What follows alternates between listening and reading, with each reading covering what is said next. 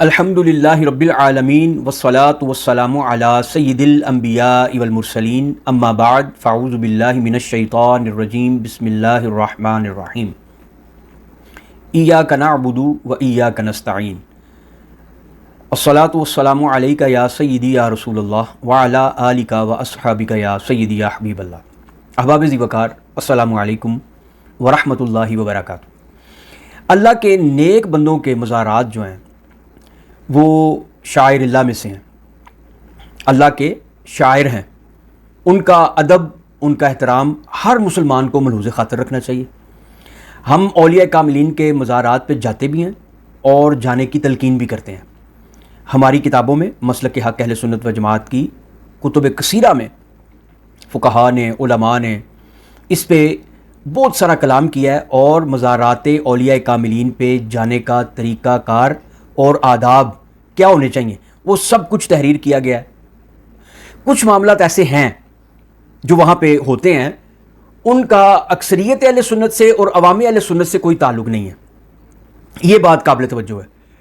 مطلب ایک شخص کوئی عمل کرتا ہے، کوئی مسلمان ہے، کوئی عمل کرتا ہے، تو اس سے اگر پوچھا جائے کہ یہ عمل تو کس دلیل سے کر رہا ہے، تو وہ جواب دے گا کہ یہ میرے عالم صاحب نے بتایا تھا، یا میں نے فلاں محدث کی یا فلاں مفسر کی یا فلاں عالم کی، کسی محقق کی کتاب پڑھی تھی، اس میں یہ لکھا تھا، یا اللہ کا قرآن یہ کہتا ہے، یا جناب محمد مصطفیٰ صلی اللہ تعالیٰ علیہ وسلم کا فرمان یہ کہتا ہے، جس کے تحت میں یہ عمل کر رہا ہوں۔ اچھا، بات صرف یہ ہے کہ کچھ معاملات ایسے ہیں، مزارات پہ خرافات بھی ہوتی ہیں، منکرات بھی ہوتی ہیں، چرس اور بھنگ کے نشے کا دور بھی چلتا ہے، ڈھول تماشے، ناچ گانے، رقص و سرود کی محفل، سب کچھ، یہ بہت کچھ ہے جو ہو رہا ہے۔ اچھا، اس میں دو چیزیں ہیں۔ ایک تو یہ ہے کہ یہ سازش کے تحت ہے، یعنی کہ ایک سازش کے تحت یہ سب کچھ کیا جاتا ہے تاکہ مسلمان ان مقدس ہستیوں سے بدظن ہو کر نہ یہاں کا رخ نہ کرے۔ اور دوسری چیز میں ذمہ داری سے کہہ رہا ہوں، ابھی کل پرسوں ترسوں جس کا جی چاہے، جیسا چاہے، جس طرح کی تحقیق کرنا چاہے، جیسی تصدیق کرنا چاہے وہ کر سکتا ہے، خود کرے اور علم والے لوگوں سے پوچھے۔ اور علم سے مراد یہ وہ بات کی بات ہے کہ کتابی علم والے، یعنی کہ جو جنرل نالج رکھتے ہیں، جو پھرنے ٹرنے والے لوگ ہیں، کہیں آتے جاتے ہیں، وہ ان تمام باتوں کا مشاہدہ کرتے ہیں اور تجزیہ کرتے ہیں اور تجربہ رکھتے ہیں، وہ آپ کو جواب دے سکتے ہیں۔ پہلی بات تو یہ کہ یہ ایک سازش کے تحت ہے تاکہ ان مقدس ہستیوں کے بارے میں، وہاں پہ تو ناچ گانے ہوتے ہیں جی، وہاں پہ تو رقص و سرود کی محفل، وہ تو جی وہ سوٹے لگائے جاتے ہیں، چرس کے، بھنگ پی جاتی ہے، بھنگ گھوڑتے ہیں، اور اس کو معاذ اللہ درویشی نشہ کہتے ہیں، چرس کو بھی درویشی نشہ کہتے ہیں۔ کش لگاتے ہیں، اور کش لگاتے ہوئے جتنا لمبا کش اتنا لمبا نعرہ علی حیدر، یہ نعرے لگتے ہیں۔ اچھا، تو ایک تو سازش کے تحت، اور دوسرا یہ ہے، یہ میں چیلنج سیرس کر رہا ہوں، جس کے بارے میں آپ سے کہا کہ اہل علم سے خبر لیں، اس کی مشاہدہ کرنے والے لوگوں سے، تجربہ کرنے، تجزیہ کرنے والے لوگوں سے، وہ آپ کو بتائیں گے کہ 99.99% یہ شیعوں اور رافضیوں نے جو قبریں بنائی ہوئی ہیں اور جو مزارات بنائے ہوئے ہیں نا، ان پہ یہ خرافات ہوتی ہیں۔ یہ میرا چیلنج ہے، یہ میرا چیلنج ہے۔ اگر کسی کو توفیق اللہ نے دی ہو اور وہ کہے کہ میں اس بات کو رد کرتا ہوں، وہ سامنے آئے، میدان میں آ سکتا ہے، میدان لگا لے۔ اگر وہ ویڈیو کلپ کے ذریعے جواب دینا چاہتا ہے، ویڈیو کلپ کے ذریعے دے لے۔ بات صرف اتنی ہے کہ شیعہ جو ہے نا، آپ ان کے نام سن لیں، لڈن شاہ، لسوڑی شاہ، لون شاہ، پٹھورے شاہ، پیپسی شاہ، اس طرح کے نام ہیں، اور ان کو اللہ کے ولی کہا گیا، دلے شاہ، بس اس طرح کے نام۔ اچھا، کچھ ایسے کامل اللہ کے ولی ہیں کہ جن کے مزارات صرف پاکستان میں نہیں، برے صغیر پاک و ہند میں، دنیا کے ہر خطے میں ہیں۔ یہ جو بریلویوں پہ چھاپ لگائی جاتی ہے کہ جی یہ مزارات بناتے ہیں جی، اور پھر یہ کہتے ہیں جی بریلویوں کو ہوا کتنا عرصہ ہے، ایک 100 سال 150 سال تو ہوا ان کو آئے ہوئے۔ اچھا جی، تو اگر اس سے پہلے بریلوی نہیں تھے تو محمد عربی صلی اللہ تعالیٰ علیہ وسلم کا مزار کس نے بنایا؟ سیدنا عمر فاروق اور سیدنا ابو بکر صدیق رضوان اللہ تعالیٰ علیہ مجمعین کا مزار کس نے بنایا؟ سیدنا عیسیٰ کس مزار میں دفن ہوں گے؟ جنت البقیع میں جو ہزاروں سینکڑوں کی تعداد سے مزارات تھے، وہ کس نے بنائے؟ آج بھی انبیاء کرام اور اولیاء کاملین کی قبور آپ انٹرنیٹ پہ دیکھ سکتے ہیں۔ کچھ لوگ خود جا کے مشاہدہ کر کے آئے ہیں، تاشقند میں گئے ہیں، اور کتنے ممالک ہیں، آذربائیجان میں گئے ہیں، دنیا کے ہر خطے میں۔ تو وہ قبریں کنہوں نے بنوائیں؟ وہ مزارات کنہوں نے بنوائے؟ رسول اللہ صلی اللہ علیہ وسلم کا مزار اس وقت سب سے بڑی دلیل ہے پوری آب و تاب سے وہ چمک رہا ہے، دھمک رہا ہے، اور پوری امت کے لوگ وہاں پہ جا کے اور حاضری دیتے ہیں. اور وَلَوْ أَنَّهُمْ إِذْ ظَلَمُوا أَنفُسَهُمْ جَاءُوكَ، اس کا مصداق ہے وہاں پہ جانا کہ اگر تم اپنی جانوں پہ ظلم کر لو تو میرے حبیب کی بارگاہ میں آ جاؤ. جاؤکا، میرے حبیب کی بارگاہ میں آؤ اور وہاں پہ آؤ، وہاں پہ آ کے اللہ سے معافی مانگو. معافی کس سے مانگنی ہے؟ اللہ رب العزت سے. اور پھر شرط یہ رکھی کہ میرا رسول تمہاری سفارش کر دے. لَوَجَدُ اللَّهَ تَوَّابًا رَحِيمًا، تو اللہ کو توبہ قبول کرنے والا مہربان پاؤ گے. اب اس پہ بحثیں ہیں کہ جی وہ تو حضور کے زمانہ رسالت میں تھا، وہ تو جب حضور صلی اللہ علیہ وسلم کا وصال ہو گیا تو بس یہ شرط ختم ہو گئی، تو اب جانوں پہ ظلم کرنے والے کہاں جائیں؟ اگر وہ زمانہ مصطفیٰ کا تھا تو یہ زمانہ کس کا ہے؟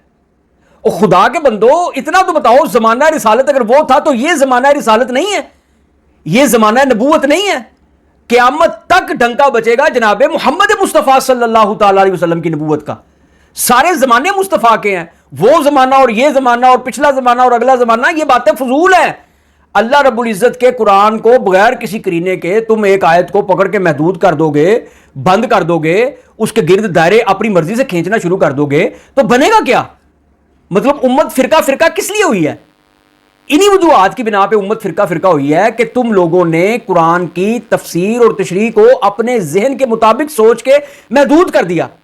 ایسے ایسے دائرے لگائے کہ شریعت کو ایک تم نے ایک ڈبے میں بند کر دیا، اس سے وہ ذرا سا باہر نکلے تم شرک کے فتوے لگاتے ہو. حضور صلی اللہ تعالی علیہ وسلم شفیع ہیں یا نہیں؟ حضور صلی اللہ علیہ وسلم کی سفارش، حضور صلی اللہ علیہ وسلم کی دعائیں ہماری قبروں کا چین ہیں یا نہیں؟ ہماری قبروں کی روشنی جناب محمد مصطفیٰ صلی اللہ علیہ وسلم کی دعا اور سفارش ہے کہ نہیں؟ حضور نبی کریم صلی اللہ تعالی علیہ وسلم آج بھی زندہ ہیں یا نہیں؟ ہم ان کی وفات کے قائل ہیں. جو ان کی وفات کا قائل نہیں ہے وہ مسلمان کہلانے کے لائق نہیں ہے، کیونکہ وہ قرآن کی آیت کا منکر ہے. لیکن ہم بات کر رہے ہیں حیات بعد از وفات، حضور کی وفات کے بعد. حضور نے فرمایا، یہ حضور خود فرما رہے ہیں، الانبیاء احیاء فی قبورہم یصلون. یہ حدیث ہے صحاح ستہ کی، ابن ماجہ میں یہ حدیث موجود ہے. حضور صلی اللہ علیہ وسلم نے فرمایا کہ تمام انبیاء اپنی قبروں میں زندہ ہیں اور نمازیں پڑھتے ہیں، اور اللہ کا نبی زندہ ہے اور اس کو رزق دیا جاتا ہے، فرمان مصطفیٰ صلی اللہ تعالی علیہ وسلم ہے. تو حضور صلی اللہ علیہ وسلم کی حدیث موجود ہے کہ تمہارے نامہ اعمال مجھ پہ پیش کیے جائیں گے، قبر میں مجھ پہ پیش کیے جائیں گے. اگر تم نے اچھے اعمال کیے ہوں گے تو میں تمہارے لیے وہ اچھے اعمال دیکھ کر اللہ رب العزت کی بارگاہ میں سجدہ شکر بجا لاؤں گا. اور اگر تمہارے برے اعمال پیش کیے جائیں گے تو میں تمہارے لیے مغفرت کی دعا کروں گا. میری حیات بھی تمہارے لیے بہتر ہے، میری ممات بھی تمہارے لیے بہتر ہے. یہ فرمان مصطفیٰ صلی اللہ تعالی علیہ وسلم ہے. تو بات یہ میں کر رہا تھا کہ اولیاء کاملین کے نام پہ، ان کے مزارات کے نام پہ یہ جو ڈھونگی، یہ جو گندے میلے کپڑے پہن کے پھرنے، من کے پہنے ہوئے اور ہاتھوں میں کڑے پہنے ہوئے، پیروں میں کڑے پہنے ہوئے، ان کو کبھی ہم نے اللہ کا ولی کا کسی ایک کتاب سے ہمیں ثبوت دے دیا جائے. ہمارے اولیاء کاملین، ہمارے بزرگان دین، ہمارے علماء جنہوں نے کتابیں لکھی، جنہوں نے تحقیقات کی، انہوں نے ایسوں کے پیچھے چلنے کو روا رکھا ہو. ہاں کچھ چند ایک دو ایسے اللہ کے بزرگ تھے کہ جن کی کیفیت، یعنی کہ ان کی کیفیت ایسی تھی کہ وہ مبتلا تھے، یعنی کہ ایک وجد کی کیفیت ہوتی ہے، ایک عالم استغراق ہوتا ہے، اس میں تھے. لیکن ان کی پیروی کسی نے نہیں کی.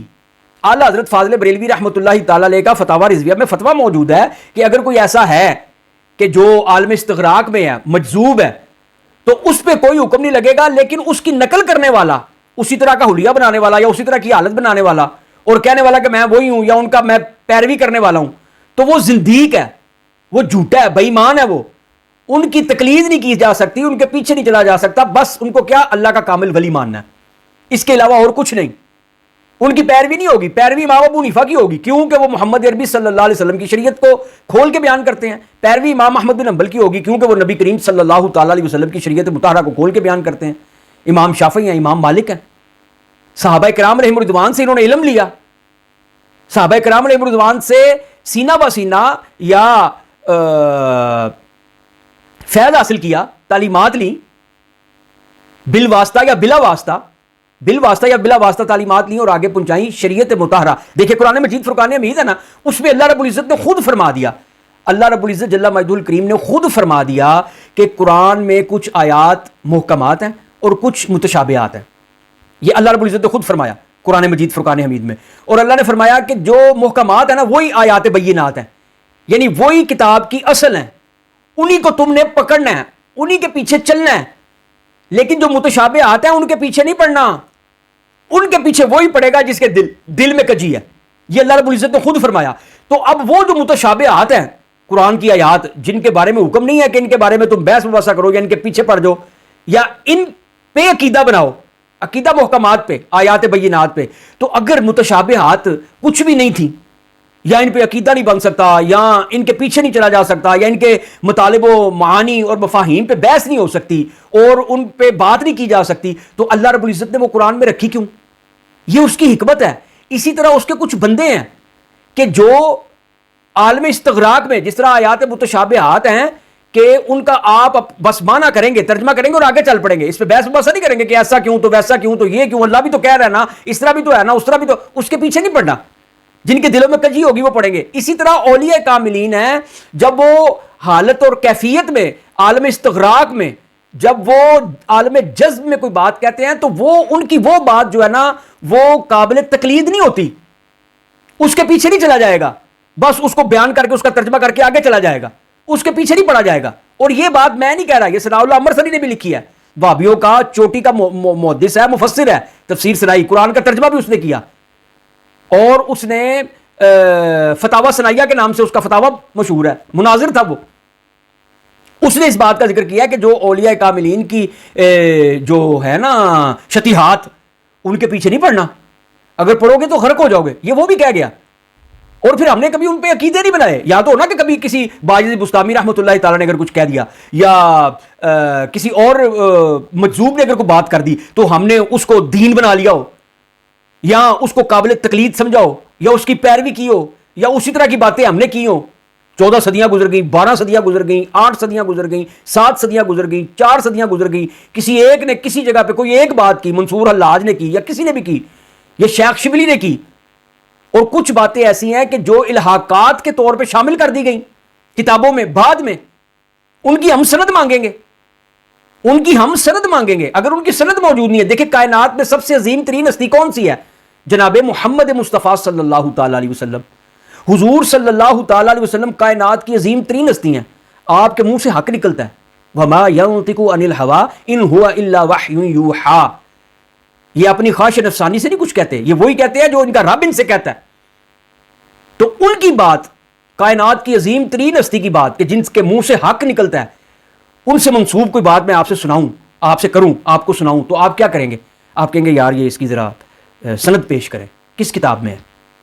کس محدث نے اس کو نقل کیا ہے؟ بخاری میں ہے، مسلم میں ہے، ترمذی میں، ابن ماجہ، مصنف ابن شیبہ میں ہے، کتاب الام میں ہے، کتاب مسند امام احمد میں ہے. کس کتاب میں ہے؟ کتاب کا نام لیں، سند بتائیں.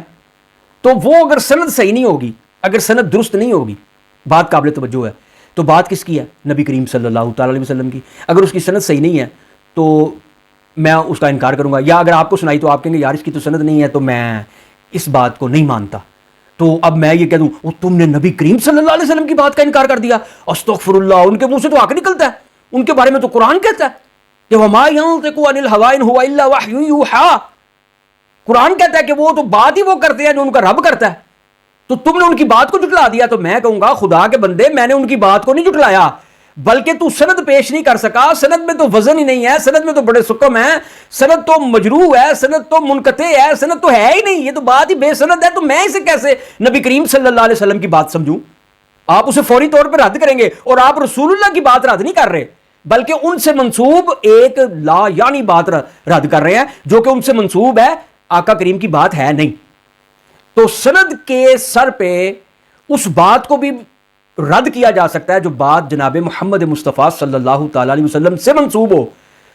تو اگر کسی ولی کامل سے 2 صدیاں 3 صدیاں 4 صدیاں 5 صدیاں یا ان کے بعد کسی بھی بندے سے منسوب ہو تو کیا اس کی سند نہیں مانگی جائے گی؟ خدا کے بندو، اگر رسول اللہ صلی اللہ علیہ وسلم کی کوئی بات کی جاتی ہے تو اس کی سند دیکھی جائے گی، اس کے راوی دیکھے جائیں گے، ان میں تام و ضبط کتنا ہے، کوئی متروک تو نہیں ہے، کوئی مجروح تو نہیں ہے. تمام شرائط قواعد و ضوابط دیکھے جائیں گے، اور اس کے بعد اگر وہ بات رد کرنی ہوگی تو سند کے زور پہ رد کر دی جائے گی کہ یہ بات رسول اللہ صلی اللہ علیہ وسلم کی ہو ہی نہیں سکتی، کیونکہ اس کی سند ہی نہیں ہے، بے سند بات ہے، بے اصل بات ہے، موضوع ہے، من گھڑت ہے۔ تو اگر رسول اللہ صلی اللہ علیہ وسلم سے منسوب بات کو اگر رد کیا جا سکتا ہے سند کی وجہ سے، تو اگر کوئی کسی ولی کے ساتھ منسوب کر دے تو اس کو رد کیوں نہیں کیا جا سکتا؟ کتب احادیث میں بے شمار حدیث ایسی ہیں کہ جو ضعیف ہیں، من گھڑت ہیں، موضوع ہیں، لیکن کتب احادیث میں موجود ہیں۔ وہ بریلویوں نے، دیوبندیوں، وہابیوں، شیعوں نے نہیں لکھی ہوئی، 14 صدیوں، 12 13 صدیوں پہلے سے چلتی آ رہی ہیں۔ تو اگر آج اگر کسی کتاب میں کہ جی یہ کتاب جی فلاں ولی کی ہے، اس کے لیے بھی دلیل چاہیے۔ اگر کوئی آپ کے سامنے بخاری شریف رکھے اور کہے یہ امام بخاری کی کتاب ہے، اول تو اب اس کی تصدیق ہوگی نا، تحقیق ہوگی، سارا کچھ پڑھ لیا، دیکھ لیا، سمجھ لیا، اس سند امام بخاری تک پہنچ گئی، پتہ چل گیا یہ امام بخاری کی کتاب ہے۔ تو اگر سند سے ثابت نہ ہو یہ امام بخاری کی کتاب ہے، کوئی بھی نہیں مانے گا اہل علم۔ بات کر کے دیکھ لیں، پوچھ کے دیکھ لیں۔ اسی طرح اگر کوئی بات ہے رسول اللہ صلی اللہ علیہ وسلم تک نہیں پہنچتی، کوئی بھی نہیں مانے گا، کہے گا یہ رسول اللہ کی بات ہی نہیں ہے۔ تو اسی طرح اگر کسی ولی کے ساتھ کوئی کتاب منسوب ہے، جی یہ کتاب فلاں ولی کی ہے، اچھا اس کا ثبوت کوئی نہیں، تو پھر ہم کیسے مانیں کہ یہ اس ولی کی کتاب ہے؟ ثبوت ہی کوئی نہیں، سند ہی کوئی نہیں۔ اسی طرح اس میں لکھا ہوا کوئی واقعہ، اس کی سند، اگر سند نہیں ہے تو اس کو یہ کہنا کہ یہ بریلویوں کا عقیدہ ہے، بنیادی عقیدہ ہے، جھوٹ ہے، دجل ہے، فریب ہے، دھوکہ ہے، ملمہ کاری ہے، دسیسہ کاری ہے، تلبیس ابلیس ہے، چور بازاری، نوسر بازی ہے، یہ امت کو گمراہ کرنے کے لیے۔ اب میں یہ کیمرے کے سامنے بیٹھا ہوں، جو مرضی کہتا رہوں، میرا کسی نے منہ پکڑا ہوا ہے، لیکن یہ ہے کہ اگر میں گمراہی کی باتیں پھیلا رہا ہوں تو اس کا حساب تو اللہ رب العزت کی بارگاہ میں مجھے دینا پڑے گا۔ ابھی کو میرا منہ بند نہیں کروا سکتا، میں نے کیمرہ ویڈیو بنا دی، کیمرے کے سامنے بیٹھ کے باتیں کر دی، اپلوڈ کر دی، چلو جی ٹھیک ہو گیا۔ لیکن یہ ہے کہ ایک ضمیر کی آواز ہے، میں یہاں پہ بیٹھ کے 4 کتابیں میں نے پڑھ لی اور میں یہاں پہ بیٹھ کے صحابہ کرام اور اولیاء کاملین کو چیلنج کرنا شروع کر دوں تو مجھے بندے کا پتر کون کہے گا؟ اور اگر مجھے کو بندے کا پتر یا بندے کا تخم سمجھے گا تو وہ خود اس کا پتہ نہیں کیا معیار ہوگا۔ ہم نے یہ علم اس لیے حاصل کیا، کتابیں اس لیے پڑھی ہیں، قرآن کے ترجمے اس لیے پڑھے ہیں، احادیث اور تفاسیر کا مطالعہ اس لیے کیا کہ صحابہ کرام پہ اور اولیاء کاملین پہ کام کیا جائے۔ بات بہت دور تک چلی گئی ہے، میں بات کچھ اور کرنا چاہ رہا تھا۔ مزارات اولیاء، تو وہ جو مزارات ہیں نا 99.99% جن پہ خرافات ہوتی ہیں، بھنگ چرس کے گھوٹے سوٹے لگتے ہیں، اور جہاں پہ توبہ نعوذ باللہ معاذ اللہ استغفر اللہ رنڈیوں کے ناچ ہوتے ہیں، اور جہاں پہ